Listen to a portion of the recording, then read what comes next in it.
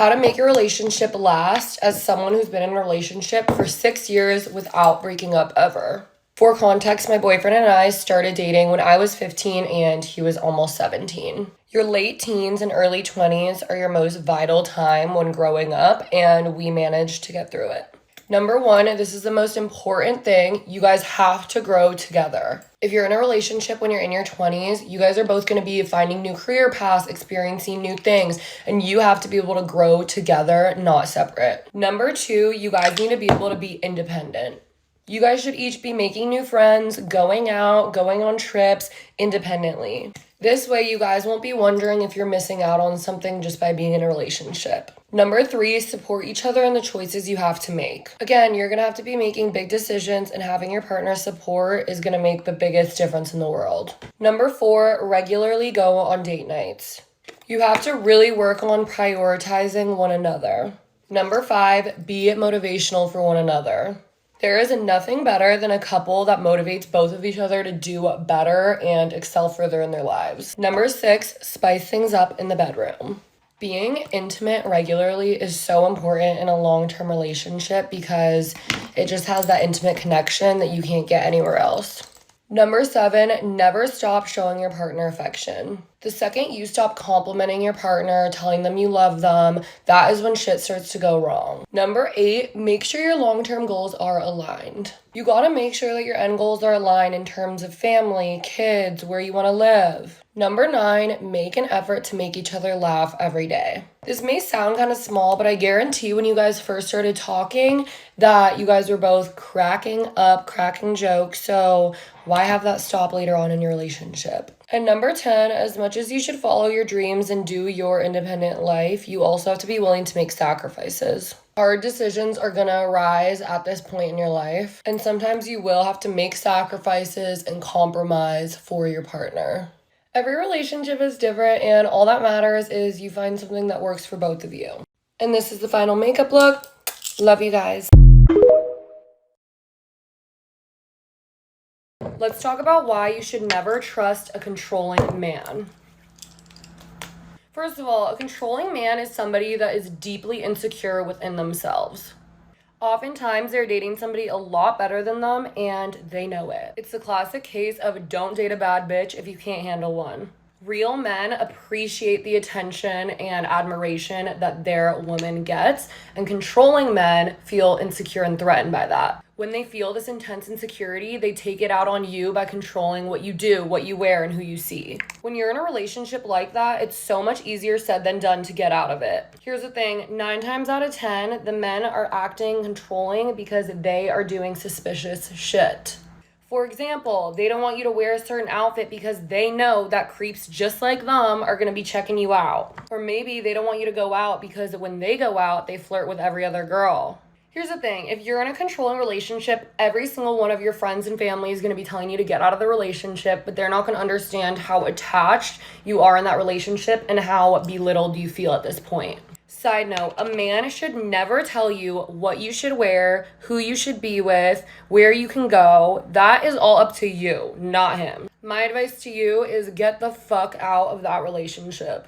But if you genuinely, physically don't even think you can, here's what I suggest you do. I suggest you still break up with him. Hear me out. There is a chance that this breakup could literally wake them up so much that they come running to you, tell you everything you want to hear, and actually change. And if you give them that second chance and they end up going back and not changing, then at least you know you gave it your all and you can truly dump him with all of your heart. And if you do break up with him and he doesn't come running back, honey, heal yourself and move on because he clearly doesn't give a fuck.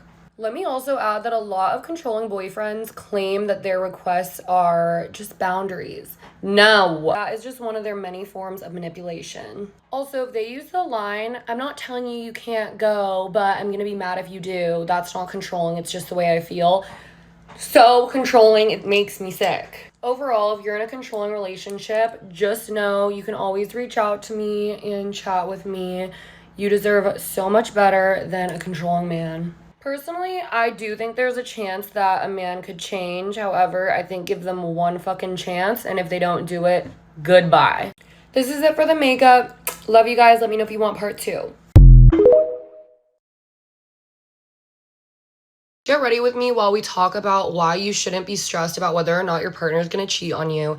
And let's talk about how to deal with jealousy as somebody that's been in a relationship for 6 years. First things first, your relationship absolutely needs to have trust. Without trust, you're doomed. If your partner has broken that trust, you really need to figure out whether you still want to deal with that person and deal with the healing and repercussions throughout your relationship. When it comes to cheating, this is the way I like to think of it. You shouldn't spend your time holding your boyfriend or partner back from doing things or worried about if they're gonna cheat because you cannot prevent the inevitable. If your partner's a cheater, they're eventually going to cheat. Why spend all of your time and energy trying to prevent it from happening? If anything, I would rather it happen early on in the relationship rather than me getting so attached, marrying the person, and then them cheating once we get too comfortable. And if you're thinking, well, Gia, what if they cheat on me and don't tell me and I don't know? A woman's instincts never lies. You will know. And if your instincts suck, the truth always eventually comes out. There is no point in putting your energy into something you literally can't control because it is not about you. When a man cheats, it is not because of you and it is not about you. It is because they are insecure within themselves and they're just pieces of shit. Point being that there is literally nothing you can do to prevent it. Now let's talk about how to deal with jealousy. Jealousy is a natural human reaction. It is not your fault when you feel those jealous rushes of emotions. You can't help it. However, we can figure out ways to kind of deal with it.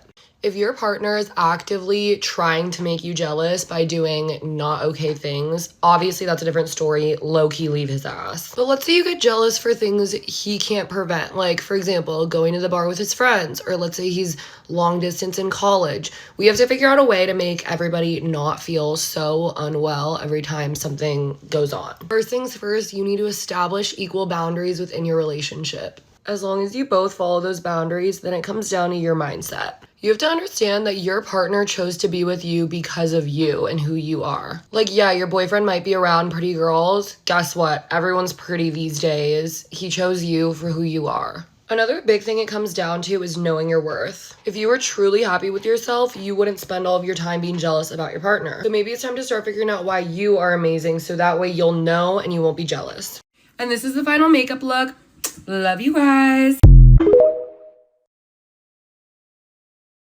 Get ready with me for a photo shoot while I tell you guys how to not become comfortable in your relationship. I'm sure a lot of people are going to be like, why would it be bad to be comfortable in a relationship? Isn't that what you're supposed to do? It's good to feel comfortable around your partner. However, the second you start becoming actually comfortable in the relationship, that's when shit starts to go wrong. Also, I fully have a rash on my face because I used a bad face wash, so don't mind that. So it's totally normal to start to get too comfortable in your relationship, especially if you guys spend a lot of time together and if you guys have been together for a while. So what getting comfortable looks like is you stop putting in as much effort, you stop going on as many dates, you stop complimenting each other, and you just kind of get a little bit complacent. Your relationship stops going up and starts going stagnant. So the way I like to prevent this is by first having a very open conversation right when you start to notice it's getting comfortable. So for me, when I started to notice that my relationship was getting a little bit too comfortable, we sat down and had a conversation about how many dates we kind of want to start going on and what effort we kind of want to start putting in more. You also want to make sure you guys are both doing things that are out of your comfort zone that the other person likes to do to make sure you're both making an effort. When it comes to effort, I think one of the biggest things for me personally is words of affirmation.